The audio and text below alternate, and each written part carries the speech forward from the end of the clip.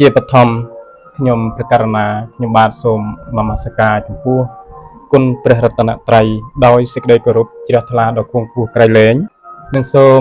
គោរពជំរាបសួរដល់ពុកម៉ែបងប្អូនប្រុសស្រីយុវជនយុវតីប្រិយមិត្តទាំងអស់ជាទីគោរពស្រឡាញ់រាប់អានផងដែរបាទនៅក្នុងរត្រីសម័យកាលនេះ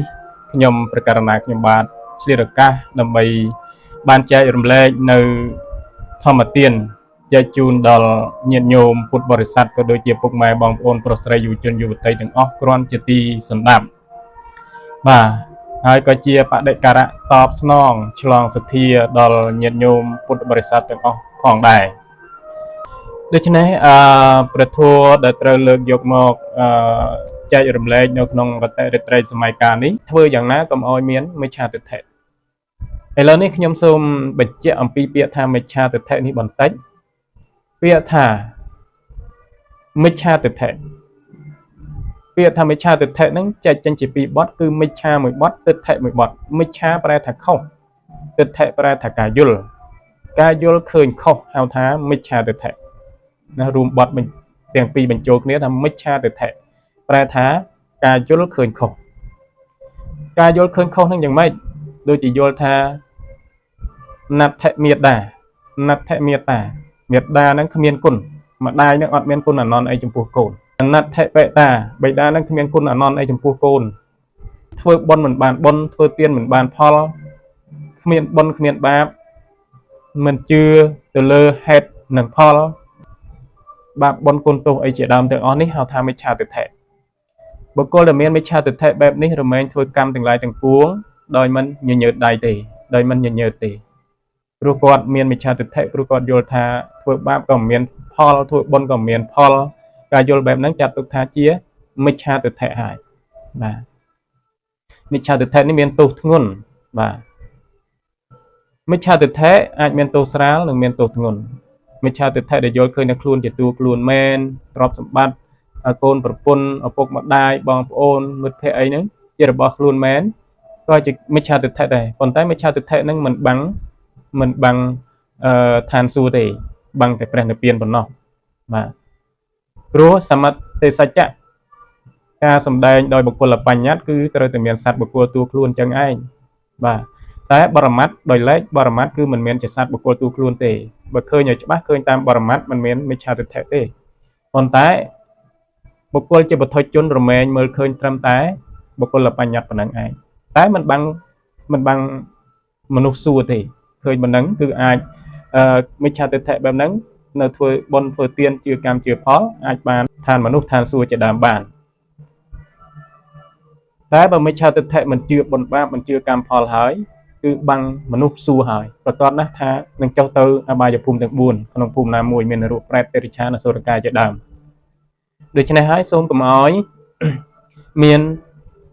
មិច្ឆាទិដ្ឋិការយល់ខុសឡើយបើខ្ញុំសូមលើកហេតុដែលនាំឲ្យកើតមិច្ឆាទិដ្ឋិមួយទៀតដើម្បីបញ្ជាក់ឲ្យឃើញច្បាស់ថាតើមានហេតុអ្វីខ្លះដែលនាំឲ្យកើតមិច្ឆាទិដ្ឋិបាទមានហេតុអ្វីខ្លះដែលនាំឲ្យកើតការយល់ខុសព្រោះបុគ្គលយល់ខុសនេះមិនមែននៅក្នុងតែបច្ចុប្បន្នឥឡូវនេះទេសូម្បីតែសម័យព្រះសម្មាសម្ពុទ្ធក៏មានបុគ្គលយល់ខុសដែរបាទដូចជាទេវទត្តជាដើមបាទជាព្រះញាតិរបស់ព្រះអង្គផងនៅតែមានការយល់ខុសដូច្នេះតើហេតុដែលនាំឲ្យកើតមិច្ឆាទិដ្ឋិនាំឲ្យកើតសេចក្តីយល់ខុសយល់មិនត្រូវនឹងមានប្រមាណយ៉ាងដែរបាទសូមញាតិញោមពុទ្ធបរិស័ទទាំងអស់បាទតាំងចិត្តស្ដាប់ទាំងអស់គ្នាដើម្បីតម្រង់ទិដ្ឋិរបស់យើងឲ្យទៅជាសមាទិដ្ឋិកុំឲ្យកើតទៅជាមិច្ឆាទិដ្ឋិឲ្យទៅជាការយល់ត្រូវកុំឲ្យកើតទៅជាការយល់ខុសបាទហេតុដែលនាំឲ្យមានការយល់ខុសហ្នឹងមាន5ប្រការព្រះសម្មាសម្ពុទ្ធទ្រង់ប្រកាសសម្ដែងថាមាន5ប្រការបាទទី1ហៅថាទិដ្ឋិជាសយតាមានការយល់ខុសជាអធ្យាស្រ័យបាទបុគ្គលហ្នឹងគឺមានការយល់ខុសជាអធ្យាស្រ័យតែម្ដងមិនជឿកម្មផលមិនជឿបុណ្យបាបមិនជឿគុណទោសជាដើមទី2ហៅថាទិដ្ឋវិបណៈបុគ្គលៈសេវនតាបុគ្គលនឹងឯងគាត់សេពគប់តែនឹងបុគ្គលដែលយល់ខុសបាទសេពគប់តែបុគ្គលដែលយល់ខុសដូចគ្នាបាទរាប់អានជ្រើសរើសមិត្តហ្នឹងគឺមិត្តដែលយល់ខុសដូចគ្នាមិត្តដែលមិនជឿកម្មផលមិនជឿបុណ្យបាបមិនជឿគុណទោសដូចគ្នា ហើយទី3ហៅថាសទ្ធម្មវិមុខតាគឺបុគ្គលនោះឯងគាត់បែរមុខចេញពីព្រះសទ្ធម្មវាថាបែរមុខចេញពីព្រះសទ្ធម្មនៅក្នុងទីនេះគឺសំដៅទៅលើមិនស្ដាប់ធម៌មិនរៀនធម៌មិនពិចារណាធម៌ហ្នឹងឈ្មោះថាបែរមុខចេញពីព្រះសទ្ធម្មទីហោដោយសពថ្ងៃព្រះធម៌ធម្មកថាលោកសំដែងតាម YouTube តាម Facebook អីហ្នឹងគ្រាន់តែអូសទៅប៉ះក៏អូសរំលងទៅភ្លាមមិនចង់ស្ដាប់មិនចង់ឮហ្នឹងហៅថាបែរមុខចេញពីព្រះសទ្ធម្មហើយគឺមិនចង់ស្ដាប់មិនចង់ឮមិនចង់ពិចារណាធម៌ទេកាលណាបែរមុខចេញពីព្រះសទ្ធម្មវាជាហេតុនាំឲ្យកើតមិច្ឆាទិដ្ឋិគឺការយល់ខុសនឹងឯងបាទហើយទី4នោះគឺមិច្ឆាវិតកៈពហុលតាបុគ្គលនោះជាអ្នកច្រើនទៅដោយការត្រេះរិះខុសបាទត្រេះរិះរឿងរ៉ាវផ្សេងគឺត្រេះរិះដោយគំនិតអកតៈគឺត្រេះរិះដោយសេចក្តីលំអៀងដូចជាព្រះពុទ្ធសម្ដែងថារូបังអនិច្ចំរូបังទុក្ខំរូបังអនត្តាមានរូបមិនទៀងមានរូបជាទុក្ខមានរូបមិនមែនជារបស់ខ្លួនពិតប្រាកដព្រះពុទ្ធទ្រង់សម្ដែងដូច្នេះបដិសេធមិនជឿទេមានរូបមានទុក្ខមិនមានរូបសុបាយស្អីអីបាទមានរូបមិនទៀងយ៉ាងម៉េចមានរូបទៀងមានរូបជាអនត្តាមិនមែនរបស់ខ្លួនហ្មងរូបនឹងជារបស់ខ្លួនគឺបដិសេធមិនជឿតែម្ដងនេះហើយជាហេតុនាំឲ្យកើតមិច្ឆាទិដ្ឋិបើគាត់ពិចារណាបន្តិចថារូបអនិច្ចំមានរូបមិនទៀងពិតប្រាកដមែនបាទតាំងពីកើតមករហូតដល់ធំហើយរហូតដល់ចាស់សក់ស្កូវចាស់ស្លាប់បាត់ទៅអត់ទៀងមានរូបមានទុក្ខហើយបាទមានរូបមានទុក្ខអ្នកខ្លះថាមានរូប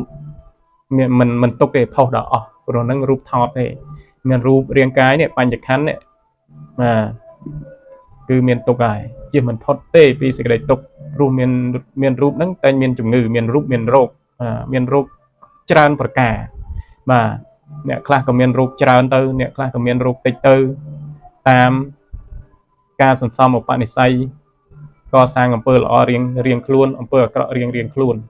អ្នកដែលពូកែបៀតបៀនសត្វសម្រាប់សត្វបុគ្គលនោះឯងតែមានរោគគាបជាតិចច្រើនហើយនៅអាយុខ្លីអ្នកដែលមានធ្វើមេត្តាករុណាចំពោះមនុស្សសត្វទូទៅអ្នកនោះឯងមិនសូវមានរោគគាបជាធិហើយមានអាយុវែងបាទនេះព្រះសម្មាសម្ពុទ្ធព្រះអង្គទ្រង់ប្រកាសសម្ដែងបែបហ្នឹងបាទដូច្នេះបុគ្គលដែលមានមិច្ឆាទិដ្ឋិហ្នឹងដោយហេតុទី4ហៅថាជាអ្នកច្រើនទៅដោយសេចក្តីត្រេះរិះខុសទី5អយោនិសោឧមុច្ចនំមិនពិចារណាដោយឧបាយប្រាជ្ញា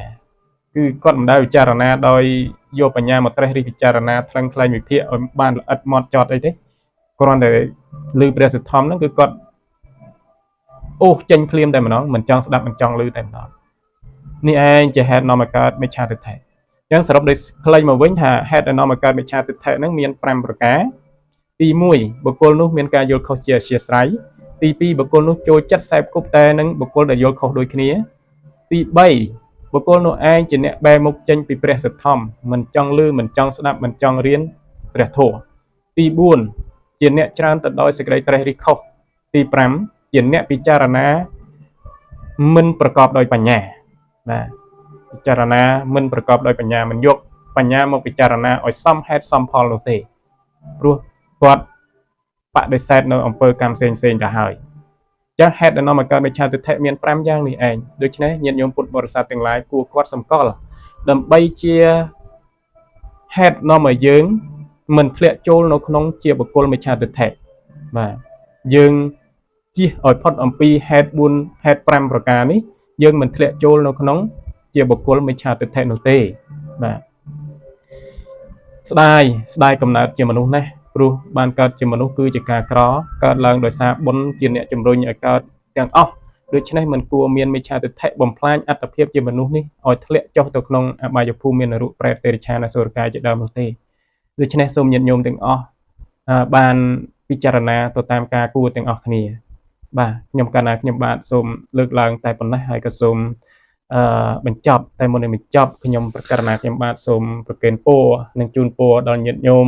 ប្រកាសណាម្ចាស់គ្រប់ព្រះអង្គសូមឲ្យជួបប្រសពទៅនឹងពុទ្ធពរទាំងឡាយ4ប្រការគឺអាយុវណ្ណៈសុខៈពលៈកំបីគ្លៀងគ្លាតឡើយបាទសូមអរព្រគុណនិងអរគុណ